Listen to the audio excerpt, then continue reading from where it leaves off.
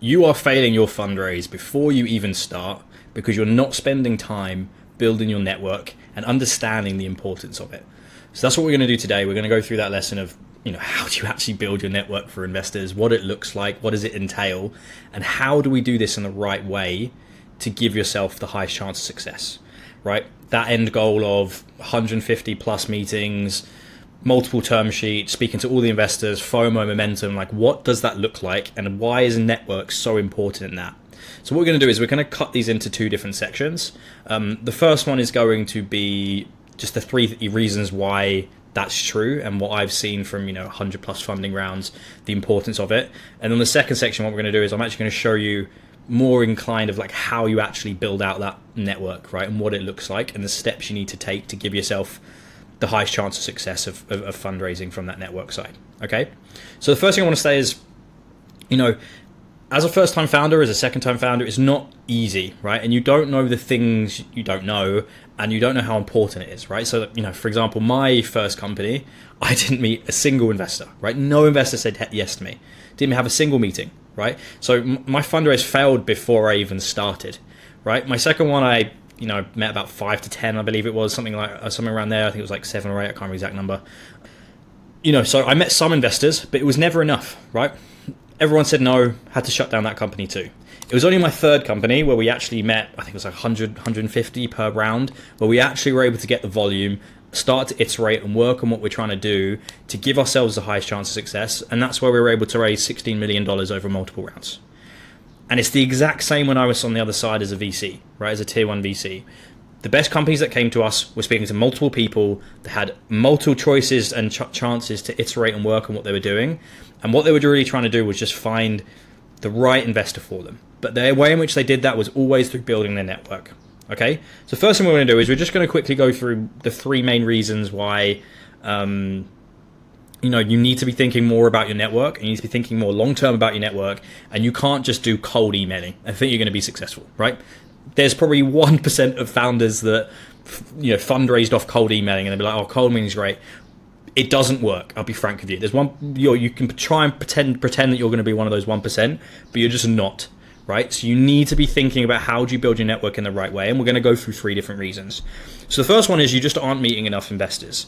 So I speak to founders every day, and I would say at least 2 to 5 every day have the same problem. It's the most common problem that founders have, is they're just not meeting enough, right? So you're meeting, let's say, 2 to 3 max. Sometimes they're having 10 calls. You have 1 meeting a month, some founders. It's just not enough, right? You need to be thinking about how you can reach at least 100 plus investors,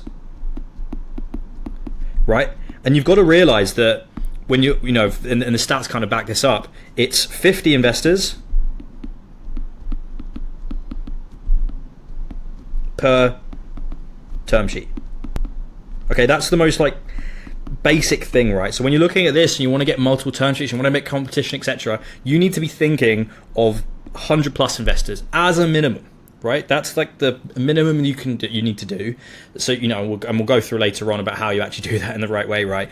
But when you're thinking about this stuff, you need to be making sure that you're meeting as many investors as possible, right? Because your fundraise fails, if you don't meet any investors, your fundraise fails before it starts. It fails before it starts. It starts, right, if you don't meet enough investors, right? Doesn't matter how good your idea is, how good your company is, how good you are as a founder. If no investor is willing to speak to you and wants to speak to you because you've not built your network, you've not done the necessary things to do that, and you can't get into the meetings in the right way. And, part of that is also story and narrative and pitch deck and everything like that, although pitch deck's a small part.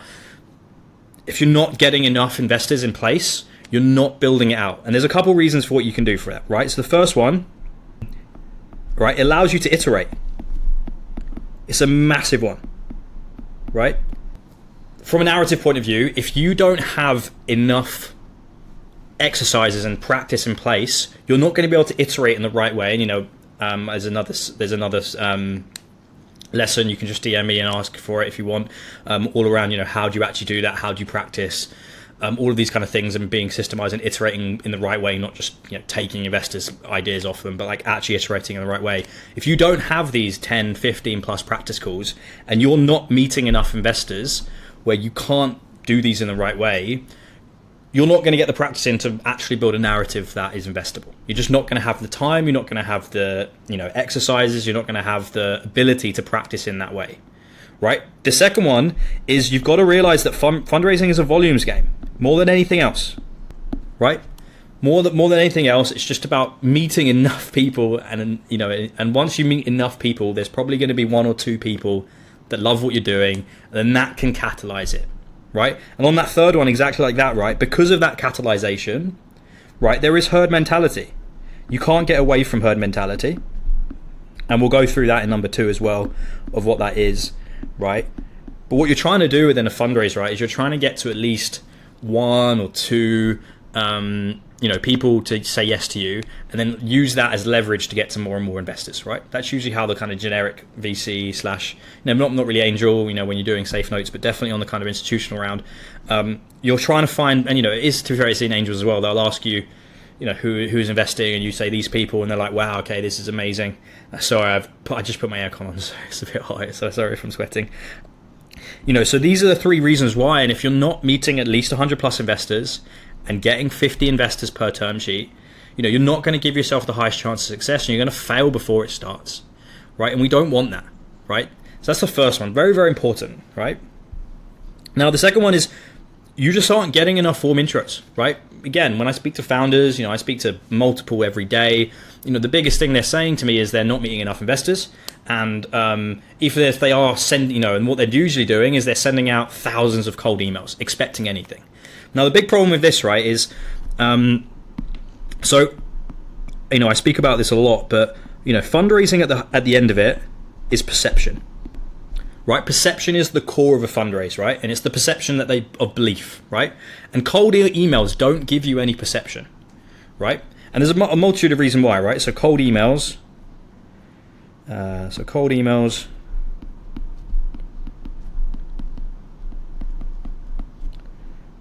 give low perception. What's off the thing? Sorry. Give me a second.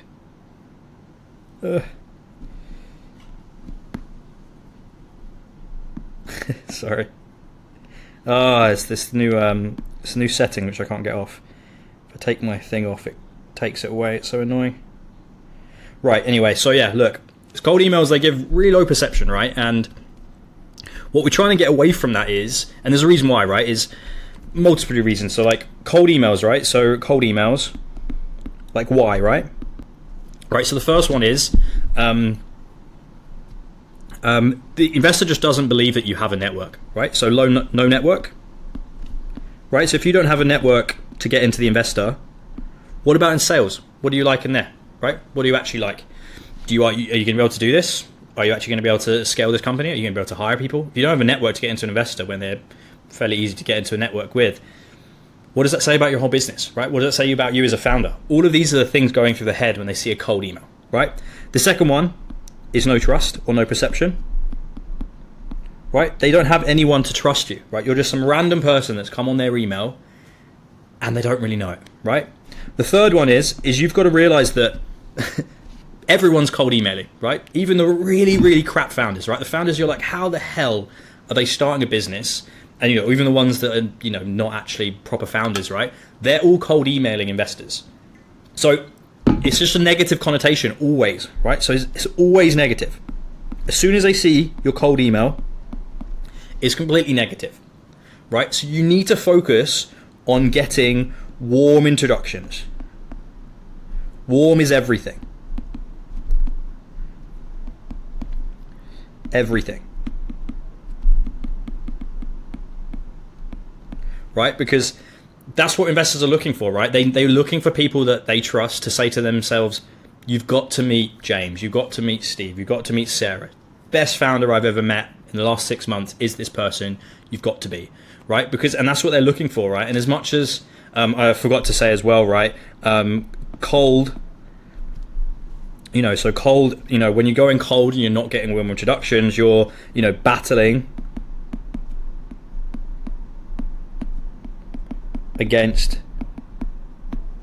everyone, right? Another really common thing that I see founders with this is, they're saying, I've reached out to 100 VCs on their, on their website, and they don't understand the internal aspects of what it means, right? So, if you're going cold via email, right? So one of the things, when I was a VC, people used to do cold and they used to just send it to like 5 different people, right, in the company. And we could you instantly see when someone sent a generic cold email, even if it's slightly personalized, you can see when someone's just mass emailed it. And what we do in the office, right, this was pre-COVID and most of the people were in the office, is everyone would just put their hand up, right? Because everyone would know that this person has sent it to every single one on the team, right? And we count how many people they've sent that to, right? They found our email somewhere and they've just sent it. Instantly negative, don't want to look at it. The second one is like, investors saying, you can put it on the website. We look at the stuff on the website. Now look, that's good, right? I don't think that's bad. They're trying to be founder friendly. It's the only thing VCs have, right? Is that it's being founder friendly. It's like the only thing they have, like, is their competitive advantage, but otherwise it's just money. But the problem, right, with that is when you're looking at it from that point of view, right? Yeah, sure. Look, they may mean well. Right, they may mean well. They may say, look, we just want to get as many people, we want to speak to as many founders as possible. But the problem with it going via a website is you've got to realize you're going against everyone else, right? You're going against 100 other founders with crappy pitch decks that don't mean anything, that aren't connected to the fund.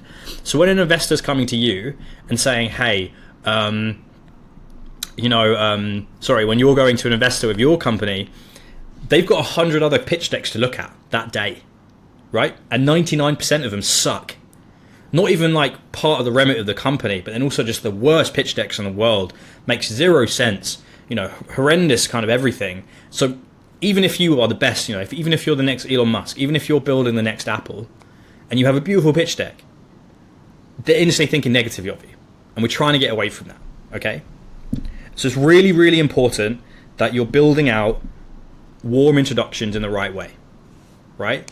And it's such an important aspect to get right.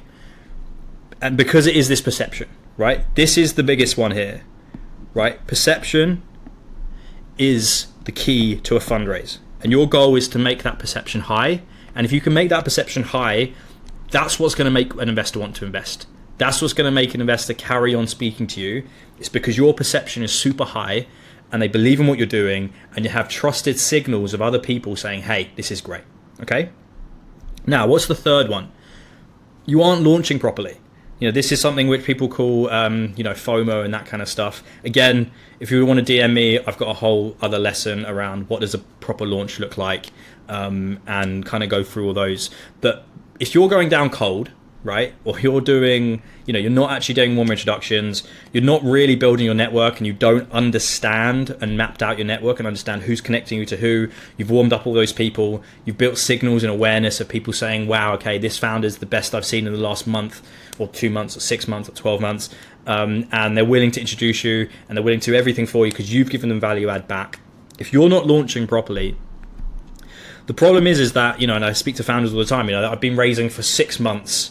And I say, okay, but how many investors have you spoken to? And they're like, we spoke to like 2 investors a month, right? There's no FOMO, there's no momentum in the round, and if the company dies because of it, right? So building a proper network is so important because it allows you to set up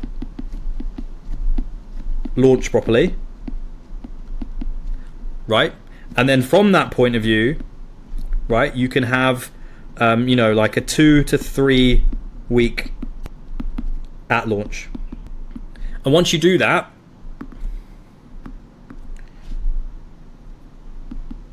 right, once you have a 2 to 3 week sprint at launch, and again, ask me for like the timeline or the other one, like the launch timeline, like what that looks like. Both of those, like fundraising timeline or launch timeline, we'll kind of go through in more detail of this.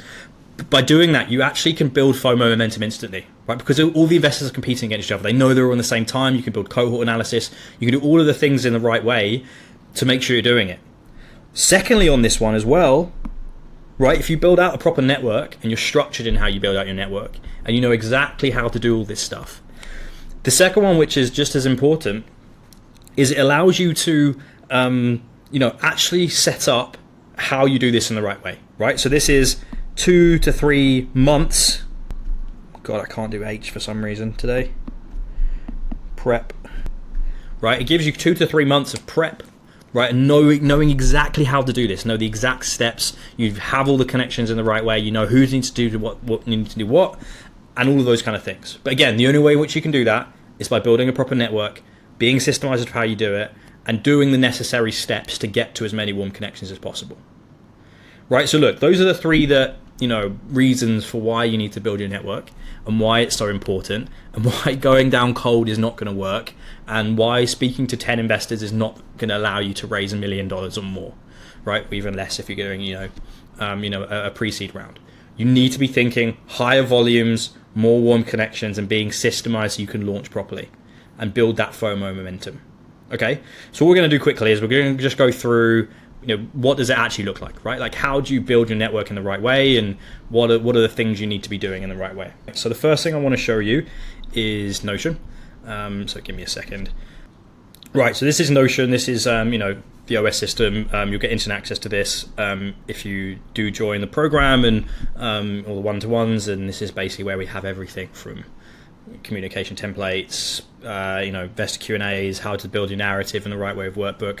And then the round manager side is where we kind of manage the round in the right way. So launch timeline, fundraising timeline, that kind of stuff. So first thing you want to do, right, is you actually want to make sure you're building a CRM, right?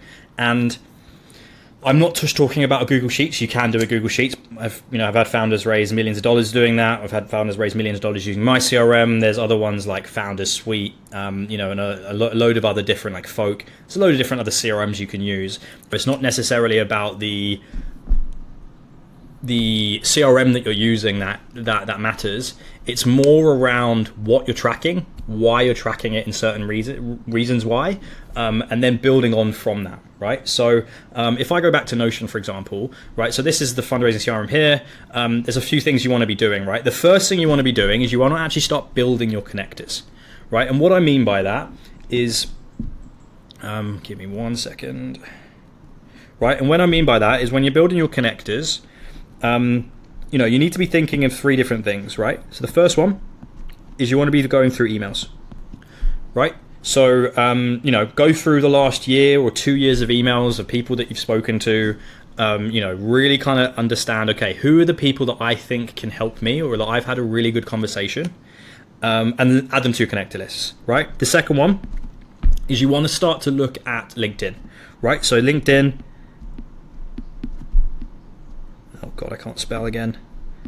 Right, LinkedIn, right. Again, what you want to do here is there's a section in which you can export your contacts, right? So what you want to do is you want to export contacts, right? You want to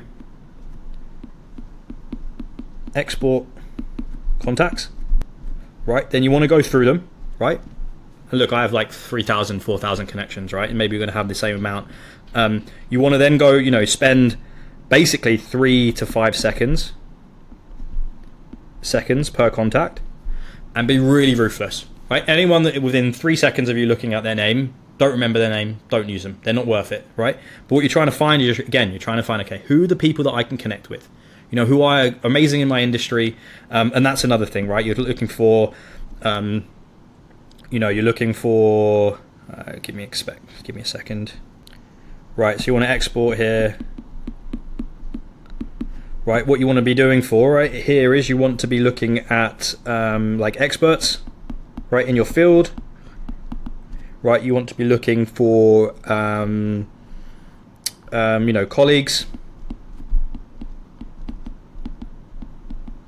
other actual connectors, investors, existing investors, right, that maybe aren't on your remit. Right, you're just trying to find people that are really interesting in your space, who are considered and well respected in the industry, and you want to find that people you're already connected to. Right, so that's the first thing. You want to do emails, LinkedIn, and then the third one, you just want to do friends and family.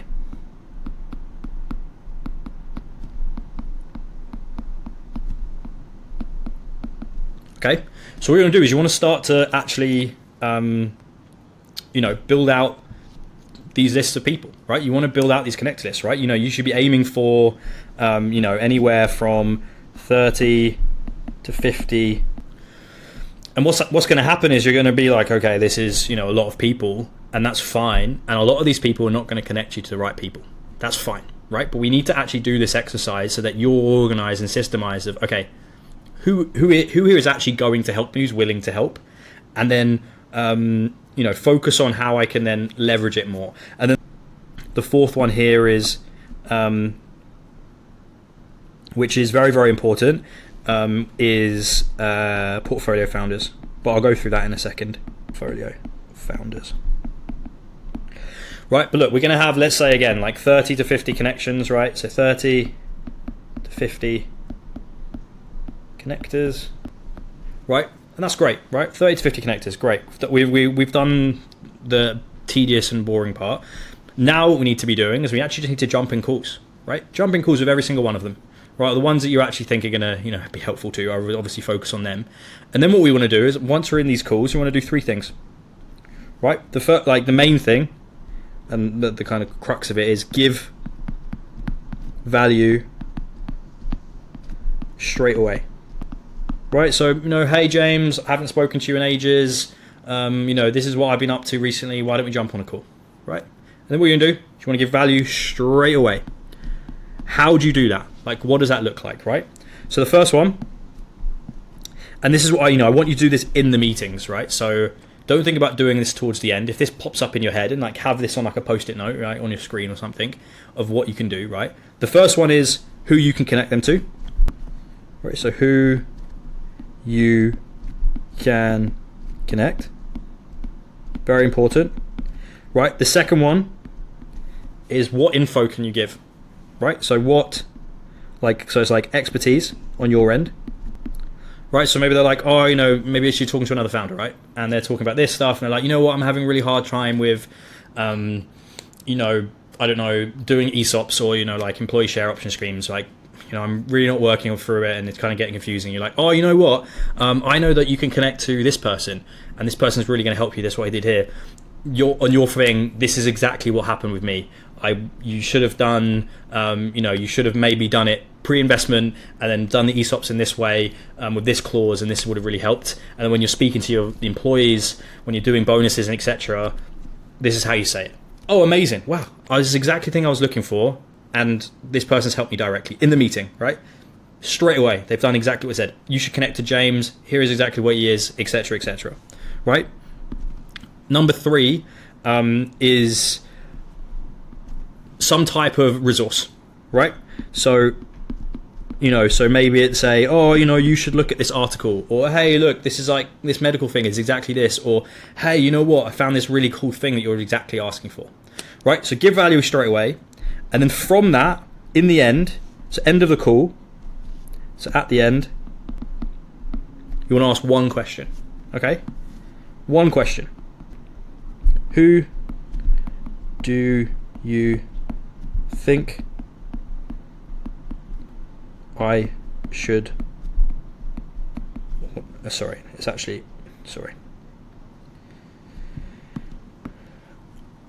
Even though I do make mistakes, you see. So it's like, which 3 people do you think I should speak to? Which 3 people do you think I should speak to?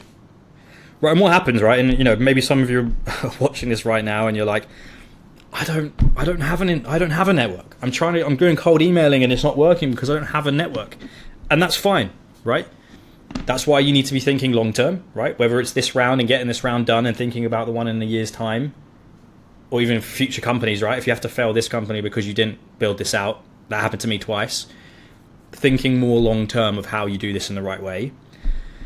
But it's fine, right? Maybe you only know one person, right? Maybe you only know one person. Only one person who's actually a connector, is willing to do anything for you, right?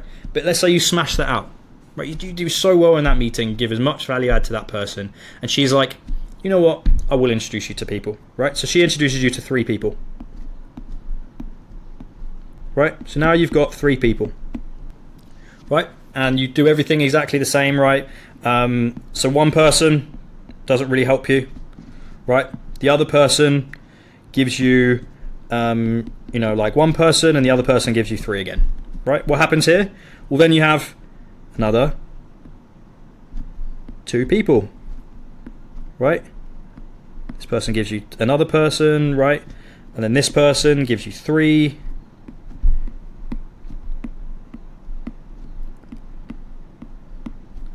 Right? And then, again, same here, right? Maybe this person doesn't really do anything, right? But this person says yes, this person says yes, this person says yes, this person says yes, right? And you can just see how it goes up more and more and more, right? And even if these people, and the one thing I'd say, right, even if these people aren't necessarily going to introduce you to other people, maybe they're still going to be connectors, right? Maybe they're going to be helpful to you. But from that one person, right, you've gone from, I only have one person in my network, I don't have a network, I don't know what I'm doing, I can't fundraise because of it, yada, yada, yada, not being systemized in how you do this. You go from one person to 2, 3, 4, 5, 6, 7, 8, 9. 9 people from one person, right? And if you do that with multiple people, if you have 2 or 3, right? And as obviously this just go down and down and down as well, right? These are the kind of things you need to be thinking about and being more long-term if you want to build a network that's functioning and systemized and that kind of stuff. Okay, so that's the first thing you want to do, is you actually want to start to build your connector lists. After that, when you're thinking about it from the position of, okay, like you built these connectors, like why does that matter, right? And a great example of that is, people say, oh, you can go on LinkedIn and search people and then search their connections. It doesn't really work like that, right? But what you can do is you can actually start to then, at that point, you want to start to look for investors, right? So for example, if I go to share screen, so this is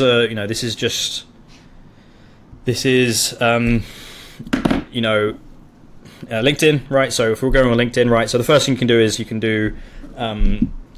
do top-down research, right? On, using investor lists and that kind of stuff. Very, very important, right? That can start to build your investors, and that's very, very important. But what else you can do on that is you can start to leverage LinkedIn to start doing some bottom-up research. So let's say you're a health tech investor, right? So you're a health tech investor, or health tech founder, sorry, health tech investors, right?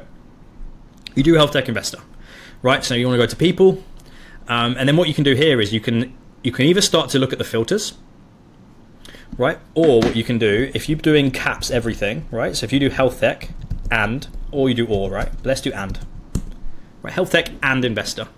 Right, now what it'll be is health tech and investor. So what you can do here is you can either do, let's keep it to like first degrees, like who am I connected to? Actually, no, we'll do second degrees, because usually when you're first, you've met them before, it doesn't really mean anything, right? So keep it to second degrees, like who is connected to who we're doing, right? And then what we can do, right, is we can then say, okay, locations, right? So, I'm based in the UK, so let's say it's the United Kingdom. Right, so we've got 325 results. There you go, 325 potential investors purely if I was a health tech founder. Right, great, this is amazing. But we're not done yet, right? Maybe we're thinking about, okay, who can we connect to, right? And we said that, I don't know, let's say, where is it? Connections of, right? So I'm going to put my boss in, my old boss. So Will Gibbs, so he's the partner, health tech partner at Octopus. Now, so like leads the health tech there at that fund. So look, now I have a health tech investor that Will Gibbs knows, who's directly connected, and now I have actual people to go back to and say, hey, Will, I see you're connected to these people on LinkedIn, right? Or it's not even that they're connected on LinkedIn. These are the people that Will potentially respects, right? And again, whether it's not investor, right? Whether it's health tech, and then maybe it's specifically on something, right? Like like cognitive behavioral therapy, right? Which is a type of industry in let's actually not do that. Why don't we do bio or something like that? Health tech and bio, right? Okay, look, great. James Wong, exactly the person that I would need, right? And maybe you move this to Cameron, another one of my colleagues, right? Show results. 3 results, completely different people. This is the way in which you can start to build out some bottom-up analysis of investors that you maybe not know about and start to build out that list. And what's going to happen, right, is you're going to have a list of 150 funds, right? You're going to have a list of 150 funds, a list of connectors, and understanding who are going to be connecting you to who. And this is where you want to start to, again, if you work with me, you'll get there's communication templates. This is like 40 or 50 plus communication templates all around how to do this stuff and sending out the emails and communicating in the right way of connecting all these, etc. But what you can do at that point is you can actually start to really focus on, okay, I know exactly the investors that are willing to, the connectors who are willing to connect me to certain people. I know where I'm missing things. I know that I need to build more connectors. Also, what it allows you to do is, what's going to happen is connectors are going to be, there's going to be some super connectors, right? You can't get away from that. And within those super connectors, they're going to be, it's the Pareto principle, right? 80-20 rule. And within those, super connectors, you can be like, okay, these are the people that are going to connect to most of the investors. I need to be focusing on giving them as much value add, right? And maybe they're going to be the ones also connected to other people. And it's just about making sure that you're being systemized. And, I didn't say that in the CRM either just a second ago, but also being really organized in the data collection of the CRM of like, this is the last time I spoke to this person, right? This is the last time our conversation happened. This is the last time I've emailed them. What is the value they're looking for, etc., so that you can always go back and give as much value add, so that by the time you're asking them for connections into investors, they're doing everything, or they've been kind of selling your company over the last 2, 3, 4, 5 months about how amazing you are to everyone, and everyone kind of knows you already. That's another great thing about building your network. I didn't actually say it here, I forgot, but building your network in the right way and building awareness, especially with the experts in the space, it just, and they start talking about you and saying, have you met this company? Have you met Sarah? She's doing an amazing company. It will just allow you to really focus on building out that awareness of you and building out that you're the best company in your industry, right? And then once investors know that perception, like I said before, the perception is so important. That perception is what will make investors love you. And those are the things you need to be focusing on. So hopefully that's helpful. I've been doing a little bit of rambling. I've not really been doing this like focused, this is a bit more off the cuff stuff, but hopefully that's helpful to kind of how you think about building a network and the importance of it. So just like to give you a little bit more again, the focus is really around on the CRM, right? It's building out your investors of who they are, bottom up and top down, building out your connectors, mapping that out, and then just being really systemized and just jumping in as many calls as possible with your connectors and asking that same, question of,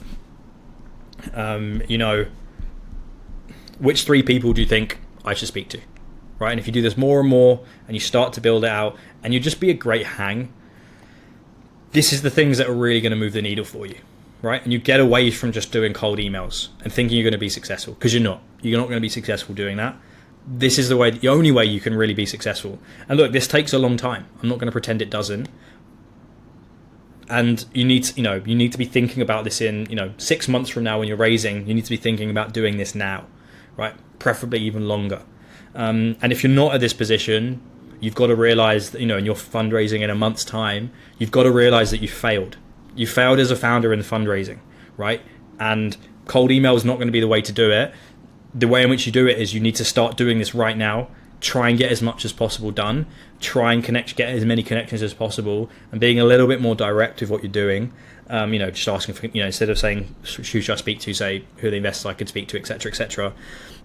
But realize that you should have been doing this 6 months ago, right? And if, unfortunately I've only made this video now, of course, but, preferably you think more long-term about this stuff, because without it, you're just going to fail. Anyway, hopefully that's helpful. Let me know if you have any questions.